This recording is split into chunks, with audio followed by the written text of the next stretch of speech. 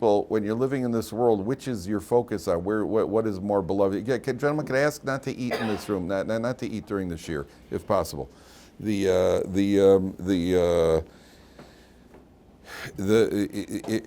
average person, we love this world, and we're kind of annoyed by the thought of the world to come that we have to worry about it. So the ahuva relates to this world. And the beloved one, and the snua, the hated one, or the one that annoys us, is referred to the world to come because it saddles us with responsibility. So the pasuk says you should put the bechor, the firstborn, meaning your priority should be on the snua, on the world to come. That's what our priority should be. That's one of the ideas here. The other idea is that we have a body and a soul. Very much the same idea. And the body we're very, very fond of, our neshama. Also, it saddles us with a lot of responsibility. Yet the Torah is saying that we should put the emphasis on the neshama, that we should put the emphasis on and which is obviously, like we've said many times, that's the big challenge. Okay, then we get to the subject that we were speaking about yesterday, about the ben sorer umoreh. Okay, bottom of the page. Let's see this again. Ki ish ben sorer umoreh. When a man has a son who is rebellious, umoreh. Now, the word umoreh, what is a moreh in Hebrew? A teacher. So what does it mean he's sorer umoreh? What does it mean he's teaching? What does it mean that the son is teaching? Maybe you want to take a chumash there. We're on page 1046. What does it mean that he's teaching?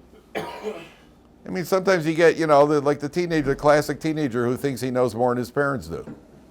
Every teenager thinks he's smarter than his parents, right? And you should know that one of the most profound lines with the truism of history is a guy once said, "The older I get, the smarter my father becomes." Did you ever hear that expression? And it's very true. And when you're a teenager, you just got it all worked out, And then there's always that teenager. And I'm not staring at anybody for any particular reason, by the way, but there's always that teenager who at some point, like on a family trip or some situation where the teenager, well, if you want to listen to me, right? If you want to listen to me, the wise teenager. Yeah, what the teenager is overlooking is that this is not the first time he's made a suggestion. And if we'd always listened to this teenager, we'd all be in prison by now. Right, so the teenager is overlooking that. So, well, if we listened to you, we wouldn't even be here right now to listen to you, because what your ideas would have been what do you call it? Would have been the end of all of us many years ago. Right, if you would have listened to me, it's always one of them. Right, so the Torah is telling you, a sorer, he's uncooperative. Moreh, he tries to instruct his parents. He tells his parents he's got what to say. And all of a sudden he's got an opinion. He does not obey his father or his mother. Now the commentators ask over here, well, I understand that's a bit repetitive. There's your repetition, Nisim. That's repetitive. We already said he's uncooperative, so why does it say he doesn't listen to his father and his mother? Doesn't obey his parents. So the word Einenu Shomea Bekol, if you translate it literally, means what? He doesn't hear the voice. Doesn't hear the voice of his parents, which in modern Hebrew, that's how we say you don't obey somebody. He says, "Atalo shomeh bekoli." That's how you say it in modern Hebrew. But the Mefarshim say over here, you know what he didn't hear? He was raised in a house where he didn't hear his father's sound of Torah learning. He didn't hear his mother davening and saying Tehillim. He didn't hear their voices. So what do you want from the kid? That's how the kid feels. And by the way, that's why the Mefarshim say, you know what's really bothering this kid? Why? Well, why is this connected to the guy who marries the beautiful captive woman and then he ends up, she's converted, he ends up with an uncooperative son? Why? What's the real connection here? What's the connection? What's one thing got to do with the other? He married her. He was allowed to marry her. No, you're going to end up having a rebellious son. Why? What's one thing got to do with the other? What's the connection? You know what the answer is? Anybody got an idea? Why is one thing connected? What's one thing? Why does one thing connect to the other? A bad wife makes a bad child. It's always that's true. It's true. It's always a bad wife. By the way, you should know that the Gemara says there was a couple. They were both tzaddikim. They got divorced, and then the husband, who was a tzaddik, married a wicked woman, and the wife, who was a tzaddikah, she married a wicked man. The wicked man became a tzaddik. And the tzaddik man became a rasha because he married a wicked woman. And the Gemara says, you should know that we learned from here, it all comes from the wife. How do you like that? It all comes from, I'll tell you, I'll get to you one second, John. I'll tell you, I've seen guys get married, and you meet these guys 3 months later, 6 months later, you don't know what hit them, right? All of a sudden, the guy's a mensch. All of a sudden, the guy eats with a fork. All of a sudden, the guy's he looks like he's actually looks like he's well dressed as opposed to looking like something that got blown out of a vacuum cleaner, right? And and boy, does she it takes. They say what a mother couldn't do in 25 years, a little girl does in about 3 months, and they whoop you into shape, right? And that's the way HaKadosh Baruch Hu created the world. So it says the Gemara says Hevei Omer Hakol Mina Isha. It all comes from the woman. So you're right. The children also. The children also, a lot of it is what the mothers of the men think that we're the ones we set the tone in the house. Baloney. It's the mothers that take care of everything. If the fathers would get out of the mother's way and let them raise the children would be fine. The father think there's a dibber chapcham. The men think that they know everything, and it's the women who know everything. And the men should just humble themselves a little bit and listen to the wives. That's the real. I'm just telling you the reality. And so the Torah says over here, he doesn't hear his parents. I'll tell you, the guy wants, that nowadays everything's a letter. You ever hear OTD? What does OTD stand for, guys? Out the door. Out the door. Off the derech, yeah. You never heard of that? OTD. There's an FFB. There's a BT, right? You know the FFB, BT, ADHD. You got all the letters, right? So there's an OTD. We need kids off the derech. Okay. So there was a guy in Israel who works with kids who are off the derech. So he met this kid. He said to him, "What happened to you? Why did you go off?" So the kid says, "My father was always talking about I have to learn and I have to daven. I have to learn and I have to daven. I have to learn. I have to learn. Daven, Musar, learn a Torah, Musar." My father always give me a whole speech. Then one day, the next door neighbor drove up with a brand new Volvo. And my father was talking about this Volvo. His eyes were glowing like the O's in the word Volvo. He said, my father's eyes were never glowing when he spoke about Torah and he spoke about Torah. That was never going. And I saw what his priorities really were.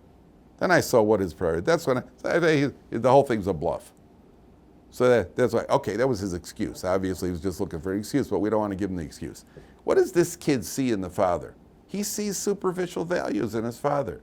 And my father's willing to go and marry. He married my mother simply because she was attractive at one point. For 20 minutes. That's why he married her. Now, so he sees his father's a superficial guy. So he's a superficial guy. They used to go to the Stipler, the Gedolim, they get a Stipler guy would say, give my son a bracha, he should become a Talmud Chacham. So Stipler would say, Chazon Ish said, many Gedolim said, you don't become a Talmud Chacham from a bracha. He says, if you learn with your son will become a Talmud Chacham. You don't learn with your son, he won't become if your son sees you, that Torah is a priority to you, so Torah will be priority. Kids are imitators. Kids are very big imitators. Imitate the parents. They say what's the priority is, that'll be a priority for him. And by the way, David, he got all excited because I mentioned the Volvo over there from Sweden over there, right? Yeah, there. Yeah. Which is, by the way, ranked. I know you thought I didn't notice? Yeah. By the way, it's ranked the safest car in the world. The Volvo is the safest car to be, huh? That's what I drive. You drive Volvo? It's Chinese now. The Chinese what? The Chinese company owns Volvo. Oh, Volvo. But Volvo, for strength of the frame, Volvo is the safest car in the world for accidents, right? But that's what he called. Yes, what were you going to ask, John? Oh, that just as you ignored the Torah, your kids will ignore you. That's also very good. You're also ignoring the Torah, and he's going to ignore Torah too. He says it doesn't mean that much to you. Good. Now, so what did they do with him? So they take him out. I want you to listen carefully, gentlemen, because we're going to solve society's problems now. It says the father v'tafsu v'avivi v'otzios al ziknei iro shar mekomo. V'amar al ziknei iro b'nena zesor amor enenu shomeh b'kolenu zolo v'sover. Our son's a glutton. I told you yesterday, he steals and eats a certain quantity of meat and wine. If he would eat sushi, it wouldn't apply. If it would be pizza, it wouldn't apply. But if it's meat and wine, that's gluttony. So what do? Urgomu kol anshe iro ba'avonim, they stone him to death. Ubiyarta rami kirbecha, you got to remove the evil from your midst. V'chol Yisrael yishbu yivra. All the Jewish people should see this. They should hear. Now, I mean, you stop and think about it. This sounds pretty rough. You got a 13-year-old who's at the beginning of his physical maturity, and he's 13 years old, and like most teenagers, right, he raids the refrigerator constantly. And because The parents are going to have him whipped, then if he keeps it up, they're going to stone him to death, which is the worst form of death. Worst form of the 4 types of death is stoning. Honestly, how likely is this to happen? And not only, it's not likely to happen, the Gemara says the circumstances necessary for such a situation are so rare that it never happened. There never was a Ben Sorah was put to death. The parents have to a certain extent, they have to look alike. Doesn't mean physically look alike, their face have to look alike. It means that they have to be proportional, not be a weird couple. Should be a weird looking couple in compared to each other. And they have to have the same voice tone. And neither of them is allowed to have any blatant physical handicap. If he's, let's say, an amputee. If any of these factors exist, the son, by definition, is not considered a Ben Sorah Morah. What's really going on here? It seems to be, the common denominator seems to be, that there was no trauma in this kid's life explaining, if it's, let's say his father's an amputee, so you understand the kid has had a trauma, so that his parents don't have the same voice, his parents don't get along with each other. Okay, he's had a trauma in his life, you can't blame him for becoming addicted to meat and wine. But if everything around him is perfect, and at the beginning of his adult life, he's already out of control, says the Gemara, we could project that you know what's going to happen? He's going to finish his father. He's going to finish all the meat in his father's house. He's going to look for his fix. He'll stand at a crossroads and he's going to hold people up. And eventually he's going to kill somebody. The Torah says, you know what? Yamu zakai vel yamu chai. Let him die meritorious. Let's take him out of commission right now. We know what's going to happen. Let's put an end to it right now before it gets to the point where he ends up killing somebody. That's what the letter of the law says. Says the Gemara. And by the way, how many parents are going to take their kid to Beis Din to have him stoned to death? That's also not very likely. So Gemara says the circumstances here are so unlikely, and it's so difficult to even get the right set of circumstances for it. It never happened. That's the opinion of Gemara. So Gemara says, so why did the Torah teach it? Like Nissim asked, why a whole redundant paragraph over here? Why did the Torah teach it? So Gemara says, drosh v'kabel schar. Study it and you'll be rewarded. Now, one plate meaning of drosh v'kabel schar is, well, listen, it's Torah. If you study Torah, and it's certainly more interesting than learning about dropping grain in 4 amos, right? So study it, and you get rewarded for that too. How do you like that? Well, it's obviously much more than that. What does the Torah tell you? Study it, and you'll be rewarded. It means think about what the Torah is trying to tell you over here. And if you realize what the Torah is trying to tell you over here, then you will benefit in your own life from this. What's the Torah telling us? So what happens in our society, where the world that we live in, if you got somebody, some kids are out of control, right? Or a bunch of people are out of control. So what do? Well, you got a psychologist and a therapist, and you go for treatment and a this and a that and the other, and a hin and a hair. And what happens? He's still out of control 20 years later. If the psychologist works so well, so why is the same guy going to the psychologist for 14 years? He's still going to the same psychologist. The problem is let's get it cured. So the Torah says, we do it the other way. We work in the other direction. The first thing is, let's get the behavior to change now. If you know that you're going to get flogged, you're just not going to do it again. Let me ask you a question. What would happen if all the people who rampaged a shop in Los Angeles just now, what was that shop called? One of those clothing stores. What was it? Where they what was it? Nordstrom. No, how do you say it? Nordstrom? Yeah. Nordstrom. You heard what happened. 30, 40 people just stormed the store, cleaned the shelves. Gucci store. Right? And there was also a more expensive one where they took all the purses and everything everything else. Now, what if each one of those people would be taken out and you give them 39 lashes? Stop it. Stop it. Don't do it anymore. And you give them lashes. Now, I guarantee you they're going to think twice. Now you could go to all the psychologists you want. Now we'll take care of the problem. First, let's put a stop to this behavior. So you get wild-natured teenagers where if they know that they face serious consequences, then instead of being wild-natured teenagers, so what they do is they become productive in life and they live a productive life. The Torah's attitude is, yes, there may be an underlying problem here, but before we get to the underlying problem, let's take care of the overlying problem. Let's put a stop to the behavior. Now we'll worry about everything around. Besides the fact, what about society? What about people that are going to get hung up and have their shops smashed through and everything else? It works. You know, Rabbi Victor Miller said he once met a Puerto Rican in New York. And he said to this Puerto Rican, you know, based on the what I see in New York, you must have a lot of crime in Puerto Rico.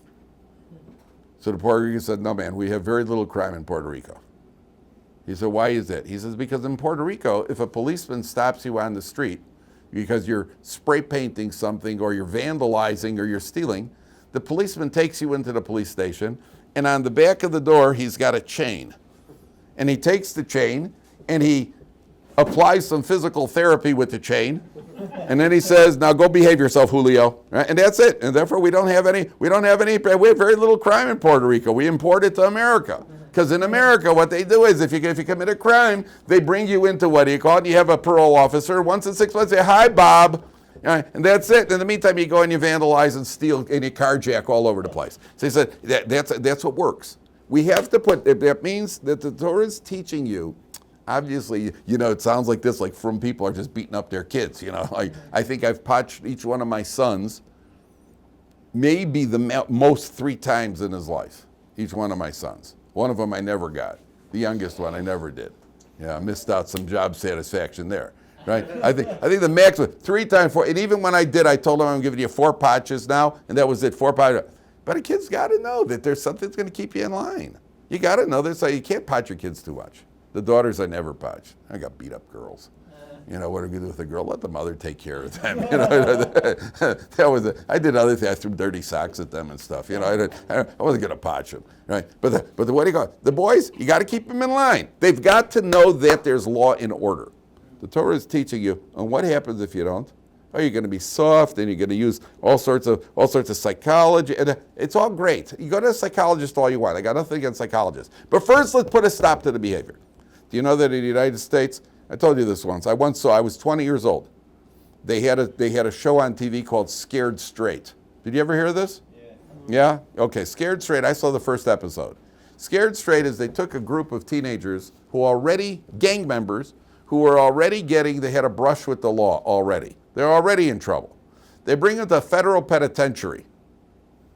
And they bring them to the federal penitentiary, and they've worked out with the prisoners. You know, if we're talking about murderers over here, armed robber, murder, rapists, we're talking about hard criminals. And they've worked out a deal with them where if they cooperate, so they'll get better conditions in prison. Okay, so you see these gang members are sitting there, about 15 or 20 of these gang members are sitting there across their chairs. And the first prisoner comes out, and he gives them a whole drasha over there. He thought, don't mess your lives up. You're going to end up in prison. It's not glamorous and it's not cool. And he give him a whole drasha. Okay. They bring out the second guy, and he's also comes out. Then they bring out the third guy. The third guy was about a 6'6" black guy with one eye, and he comes out there, and he says, "You better stay out of here. If you end up in this prison, I will rip you apart, limb from limb." Like that. And he's giving them and all of a sudden he stops. I'm watching this on TV and I'm scared of the guy.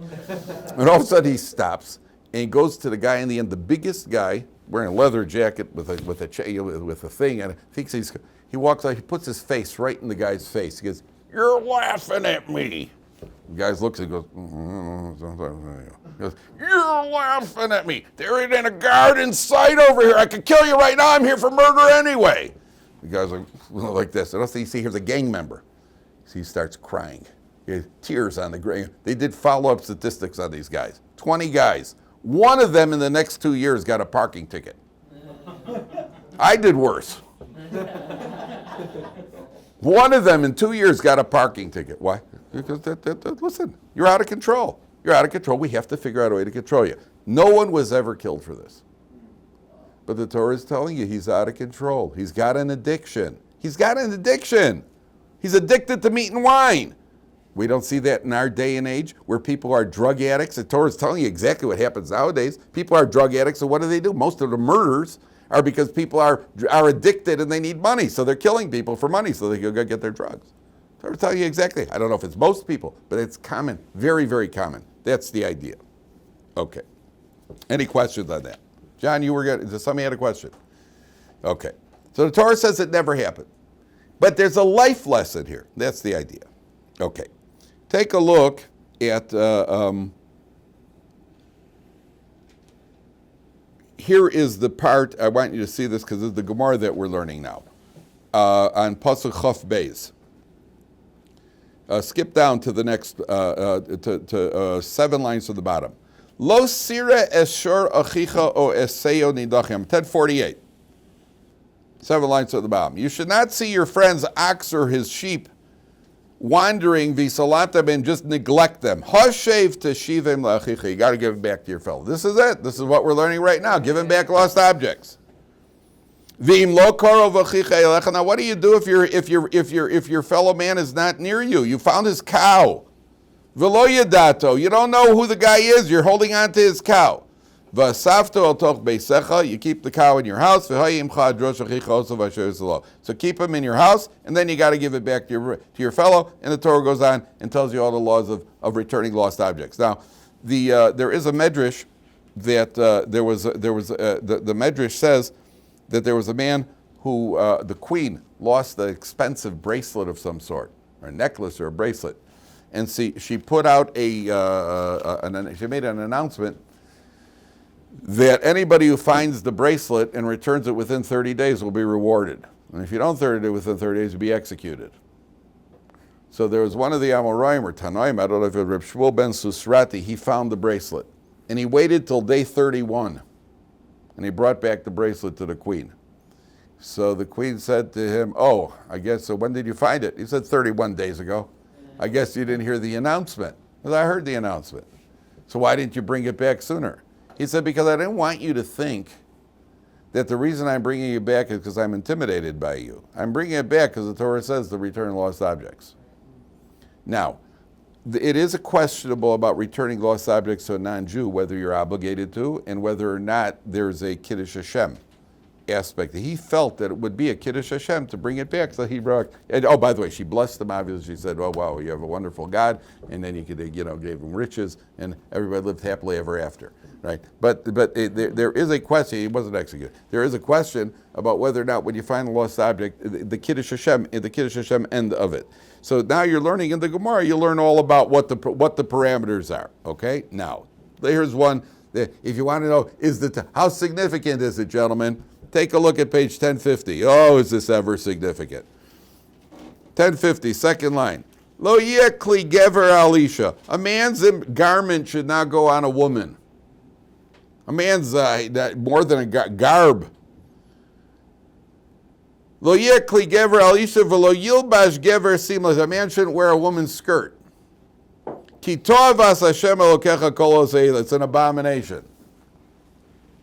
I mean, nowadays you don't even know which is the man and which is the woman to begin with. Even before putting the skirt on him, you don't know who to put the skirt on. You don't know what the guy is or was or will be.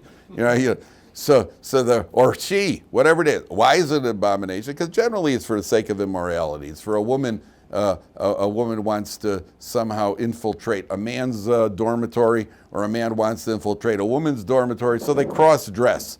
They cross-dress. And this is, again, I tell you this how prevalent this is in our day and age, where they have, what's it called? They have unisex, all this stuff that the same bathroom in the whole. I walk into the hotel, in the airport. There's a bathroom for men, a bathroom for women, a bathroom for anybody. What do you call it? A unigender bathroom. Oh, wow, yeah, I couldn't wait to do that. That must be a really nice thing to do. This is it's Meshuggah, right? So the Torah is just telling you. The Torah says, if somebody reads this pasuk 100 years ago, 200 years ago, people would read this pasuk when people used to be decent. So people would, what men would wear a skirt. Nowadays you look at what men wouldn't. Right? Who goodness knows what's happening. So the Torah says you're not allowed to do that. Not only that, anything. The halacha is broad here and says anything that is unique to one gender, the other gender can't do. So for example, a man cannot carry a purse or wear perfume or shave any parts of his body other than his face. Because a man can't shave his armpits. because women do. That's for a man. That's not something we do or supposed to do. Man does not shave. A man does not shave any parts of his body other than his hair and his beard. Man does not shave his arms, his legs, his armpits, anything. Because that's. Where does it say what? What does it say? The Gemara. The Gemara. The Gemara just says this is the Torah. The written Torah says a man's kli gever al isha. The Gemara expands on this and says this includes anything unique to either gender, any behavior or any implement. A woman does not allowed to carry a weapon. How do you like that? Really? Oh, really? Why would I? All the chayalot. Was the Israeli army? Why? What? Did you think that the Israeli army was Torah observant? If they were Torah, unfortunately they're not. If there are 1,000 abortions a year in the Israeli army, that's certainly not Torah observant. And the idea of a woman going to the army is against the Torah. So the whole thing is against the Torah. So the what do you go for a woman to carry a weapon unless it's extenuating circumstances, meaning you live in South Africa, then a woman is probably allowed to carry something, or if you're in a bad neighborhood, to carry mace or what she could carry something with her. But carrying a weapon for a weapon's sake, she's not allowed to. You want to say something incredible? First of all, do you know that there was a time in history a man couldn't look in a mirror? Because mirrors were for women. And you didn't have mirrors. You took glass and you stained the back of the glass if you could find some glass, and if you already had it, so a woman used it. Nowadays, women even have, because looking in a mirror, preening herself in a mirror, that's something women do. Women have these hexagonal shaped, they even call it a vanity kit. They shamelessly call it a vanity kit. I am vain. And they call it a vanity kit. And they stand there studying themselves from all angles. And it's not 2 angles not enough, they got 8 angles on there. And a man to look in the mirror, if a man's looking in the mirror, you kind of look at yourself. They never happen, you're looking in the mirror and then your friend walks into the room and you quickly go like this to pretend you weren't looking in the mirror, that you weren't studying yourself. Sometimes a man looks in the mirror and says, hey, Hashem did a pretty good job here. Right? So for a man, it's considered inappropriate in our day and age, since mirrors are widespread. So the poskim say, if you look in the mirror just to make sure that you're presentable for a man, you can look in the mirror to make sure there's nothing on your face and to make sure that your beard is whatever it is, that you can look in the mirror to take a glance in the mirror. But there are poskim even nowadays that would say there are people nowadays, men would not look in a mirror nowadays. Anything that is unique to one, the other gender or the other, if it's something that is, neutral, like an umbrella. I don't think a black umbrella is necessarily unique to one gender, but there are umbrellas that are designed for women. There are umbrellas that are designed for women, right? A nice pink umbrella with little hearts and flowers and in a diet, right? That's a woman's umbrella. A man's not allowed to carry a woman's umbrella. He can carry a man's umbrella. The Medrash says that do you know that Yael killed Sisera? Remember, Sisera was running away from the battle with Barak and Devorah. Sisera, the king, the general, was running away, and this woman Yael invited him into the tent. And then she gave him milk, and she gave him cheese and wine, and put him to sleep. And then she killed him by putting a tent peg through his temple. Right? It works. Right? It through his temple doesn't mean he was religious. It means, he was. She put a tent peg through his temple. Do you know that the commentaries say, why'd she use a tent peg? The man's asleep. Go take a sword off the. You got a sword in those days. Take a knife. Why are you using a tent peg? The commentaries because a sword is a man's weapon. So if it would be a life-threatening situation, she could use anything she needs, pikuach nefesh. But if he's already there and he's asleep and you're just going to kill him, so it's the old tent peg through the temple, as opposed to chopping, as opposed to using a sword. Why? Because a woman is not allowed to carry a man's weapon. That's what the commentaries say. So if you're in a situation where a woman is in danger, obviously she could carry something, if she needs to carry a pistol or mace, I would just move. But if she needs to carry a pistol or mace or whatever it would be. But to carry a weapon, to go into a position, like be a policewoman, where you have a choice. You don't have to be a policewoman. You have to be a soldierette. You have to be any of these, that the Torah says. That's totally inappropriate. And the underlying reason is because it's generally done for purposes of immorality. Okay, any questions? Yeah, go ahead. Does it have to do with how women can be more emotional? So does that would have to do Therefore what? It'd be tougher to handle certain things. And therefore what? That's why the Torah is also saying it's not good for a woman to hold a weapon. It doesn't say that. It says a woman shall hold it. It says a woman shouldn't hold a weapon because it's a man's implement. That's a specifically way, but it's not limited to weapon. A weapon is only one of many categories. It doesn't say that anywhere. It doesn't say that anywhere. It says that's more when it comes to testimony, but it doesn't say that by a weapon. Yeah. For shaving other parts of the body for a man, if it's for hygienic purposes. If it's for hygienic purposes, it's a very broad definition. If a man has to have an area, Sweat a lot. you'd have to ask a posek if that's a good. A lot of men sweat. If somebody has surgery and they often shave the area for the surgery, that's permissible. But because because it sweats, so he's got to, everybody sweats. That's what deodorant is for. Right? That's what do you call it? But according to the Gemara says that they once put a guy up. It was common that men did shave their armpits, and that was an indication of a disloyalty to Torah. Because it's completely completely unacceptable for a man to shave any parts of his body other than his face. That's what the halach is. Unless desirable by his spouse or it doesn't. So what if it's desirable spouse that he should shoplift? And they'll have a better parnasa. The fact that it's desirable for his spouse makes them. Yeah, but are you supposed to satisfy your wife? That's like, gentlemen. That's that's not what do you call it? There are limitations on everything. What if she wants to have a pork deal? She wants to go out to the restaurant that serves pork. Right? At the end of the day, they're limited. There are rules. There are rules in the game. Number one. Number two, what were we going to ask these? I said, Nathan, go ahead. Oh, you said no, men can't wear perfume. Does that apply to cologne too? If it's a man-designed cologne, yes.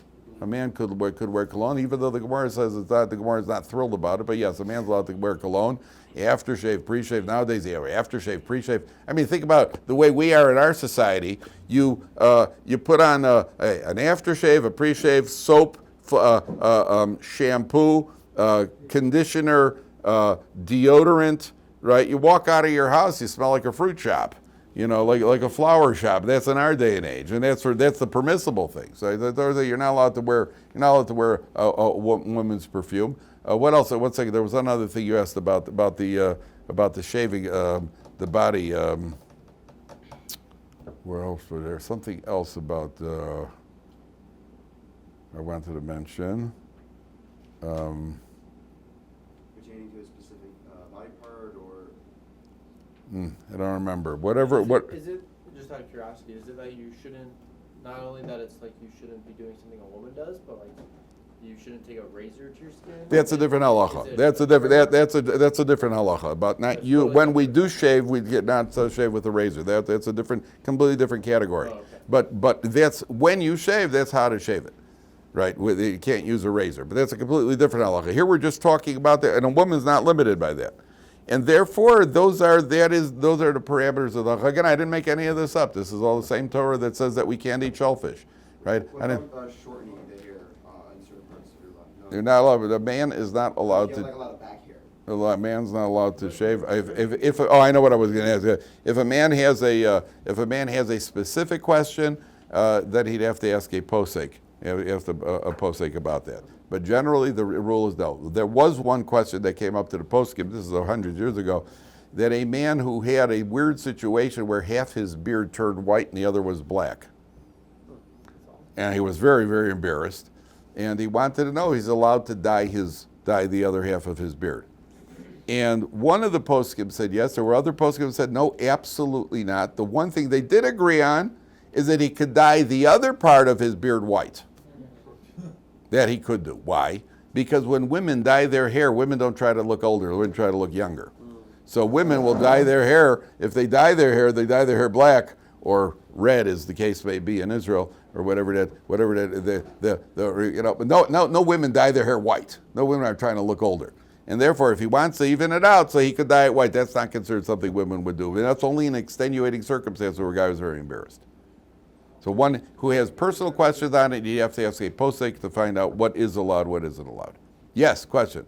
Why can't a guy look, I don't know, good? Why does it have to relate to a woman? If he dyes his hair because it's going white, so he wants it to be black again, Because for a man, it's considered it's a good question you're asking, a very good question. For a man, that sort of concern about his appearance is beyond what a man should be concerned about. The Gemara says, Ein isha ela liyofi. A woman's nature is beauty. A woman is focused very much on her looks, on her appearance, on her beauty. And she should be. That's how Kadosh Baruch Hu designed them. Man is not supposed to be, listen, if men's beauty mattered, most men wouldn't be able to get married. So what do you call it? The man to be focused on that sort of thing is a misguided placing of his energy. Man should be worried that much about how he looks. And a man who is worried about how he looks is often doing it because of purposes of he's trying to attract women, which is also inappropriate. And he's thinking very much about how the women are going to see him. And therefore the Torah says that you're not allowed to. That's something inappropriate. Okay? Gentlemen, I didn't make up the rules. I'm only telling you how to play the game. I didn't make up the rules. And remember, a knight is allowed to jump over pieces in chess, right? Which doesn't make any sense considering none of the other pieces could jump, but those are the rules. That's how we play. And by the way, as snake eyes, you don't get $1,000 in Monopoly according to the real rules, but that's the oral Torah. That's Torah Shabbal Peh. Nobody's going to waste a good snake eyes, right? Yeah, what do you ask, Gia? No, this is a very, practically, negaya area, and it's a kind of a question like, where's the line? Because What's the question, Gia? men grooming. Men grooming, you're allowed to look presentable. You're allowed to look presentable if you're spending too much time. There is not everything in life has a 50-yard line and a 40-yard line. There are certain things that there's a certain sense. This is. Do I look presentable? Okay, good. But once you're already, that's already you've gone a little past it. And so each person has to know when you're, not everything has a clearly defined parameter. It's sometimes a sense. In a sense, I'm spending a little too much time in front of the mirror over here. Man shouldn't be in front of the mirror that long, right? Yeah, you go look at yourself in the mirror, especially the way you were raised, the way we were raised in our society. You look in the mirror, you're allowed to look nice, you're allowed to look presentable, especially if you're going out on a shidduch. You can put on a nice suit, and you can make sure that you're well shaven, and you can make sure that your hair looks decent. You go like decent, but not that here I come, GQ. You're missing out. Their loss is the yeshiva's gain. That's not. We're not hold by that. All right, gentlemen. We'll hold it today. We'll continue tomorrow, Mitzvah Hashem.